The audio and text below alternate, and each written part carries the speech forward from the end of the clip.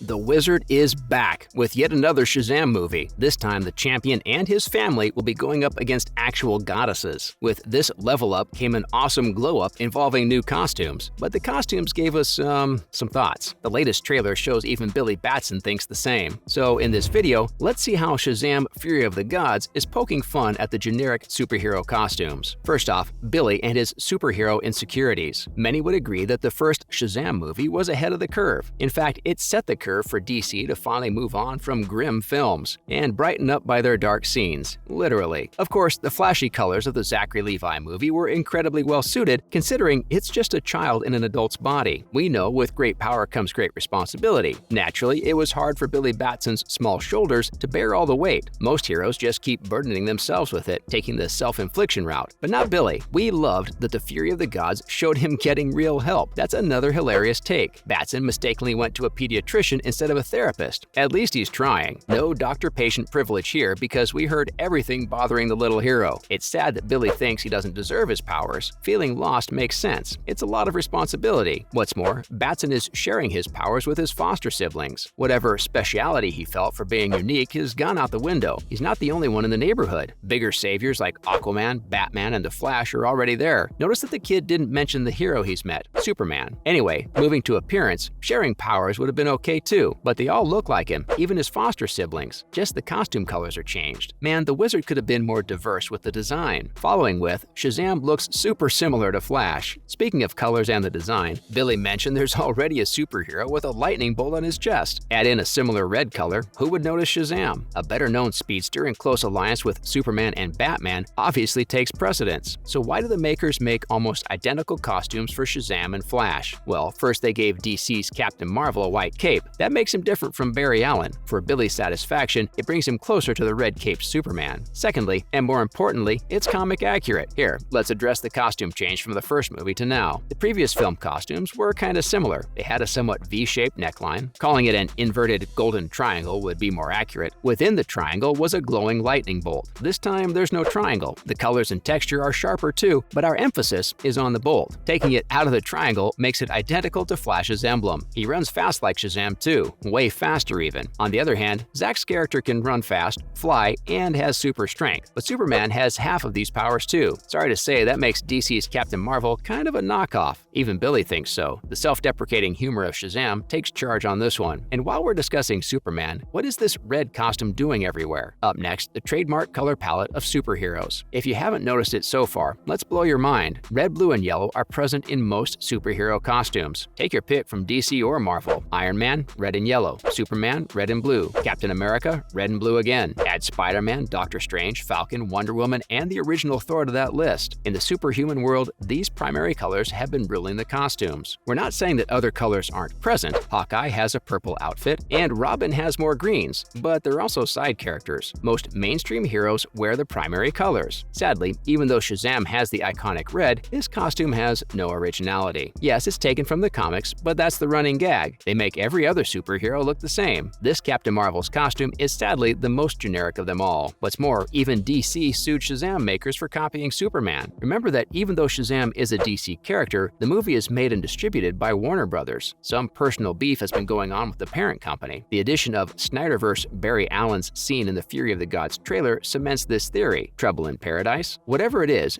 Billy taking notes of the similarities isn't exactly wrong. The makers addressing this lack of originality is a refreshing take. At least we're not the bad guy for pointing it out. And now, he's not the only DC character with a stark resemblance to someone. Shazam's brother movie is under fire in keeping with costume likenesses. The Rock's Black Adam of the Shazamverse is dropping soon, bringing quite some buzz. Some are labeling the anti-hero as the new leader of the Justice Society. To fuel the excitement, the costumes of the films were released earlier this month. Hear this, fans couldn't help but notice how Noah Centinio's Atom Smasher looks so much like Deadpool, as if it's just blues added to the original reds. Yes, again, the fully covered face and even the eye shape scream Deadpool. Did he raid his closet or something? Not sure if the viewers can get past this. They'll immediately think of the better-known Ryan Reynolds character whenever they see Atom Smasher. It'll take the limelight away from the debuting character, but what can you do? Ultimately, the generic costumes are bound to look like each other. Even if creators add little tweaks, you can always compare the outfit with someone else. It's just the way heroes roll. In other related news, there won't be any costume change explanation. Moving on, yes, the movie addressed the costume resemblance, but if you're waiting for an upgrade look explanation from the movie characters, you aren't getting anything. Fury of the Gods director says the movie won't address it. According to David F. Sandberg's tweet, if someone had previously asked him about the glow-up, he would have made Barry Allen the culprit. He's referring to the fact that the solo Flash movie was supposed to be released before Shazam's sequel. We probably would have seen Barry messing up the timelines in it like he usually does. Any timeline mess could have been a more sufficient explanation. But now, The Flash will be released in June 2023, so there aren't any timeline changes to blame. Not to worry, the director still has an answer up his sleeves. David says, "Now I'll just say the wizard did it." The witty guy further said, "That's why you should add a wizard to your movies. Any gray areas the audience finds, blame it on him." That's one genius way to get out of the fans' nonstop questions. Up next, Guillermo del Toro thinks another movie character looks like Shazam, and the similarities don't end, but this time they came from a rather unexpected source. You must have heard the waves Austin Butler's Elvis is making. The way Butler has donned the rock star's persona is phenomenal. For us regular folks, the biopic dropped on June 24th, but for stars and critics, it first had a Cannes screening on May 25th. After attending its Cannes premiere, Guillermo del Toro was super impressed. He got home and praised the movie wholeheartedly on Twitter. What's more, he noticed Elvis's costume resembled Shazam's. Crazy, right? Hear him out. Del Toro said maybe it's the comics fan in him, but the iconic white Presley attire reminded him of DC's Captain Marvel. They both share a white cape. Remember that the real-life rock and roll legend often wore flashy capes for his performances. Apart from the same white cape, there's more likeness. Most heroes, like Batman and Superman, have a very long, dramatic cape. It flows magnificently, adding to the gloriousness. In contrast, Shazam's cape is smaller, coming just to the calves. It indeed looks like the ones Elvis wore. Good eye, Guillermo. Nothing goes unnoticed by the maestro, and he's as obsessed with comics as us. Again, a similarity. And finally, will Shazam 2 and Avatar 2 have a face-off? If you've been following the Shazam sequel news for a long time, you must know its release troubles. Previously, the film was set to release in April 2022, but the pandemic delayed filming, and we've heard the movie would drop in late November. Then it was further postponed to June 2023. Thankfully, Warner Brothers did us a favor and moved it half a year back. Now December will see the release of not only the Shazam sequel, but also Avatar: The Way of Water. Ah, the horror. Both movies were supposed to be released on December 16th. This had moviegoers troubled as to which one to watch. People were convinced that James Cameron's record-breaking film sequel would leave Shazam 2 in its dust. Luckily, there won't be any face-off. Warner Brothers has moved Fury of the Gods just before Christmas on December 21st. The director, Sandberg, had yet another hilarious tweet for it. "You're welcome, Cameron. Don't know about him, but fans are relieved. No more pick and choose." And that's a wrap from the Shazam world. What are your views on superhero costumes and their same old costumes? Let us know in the comments below. Don't forget to like, share, and subscribe. See you in the next one.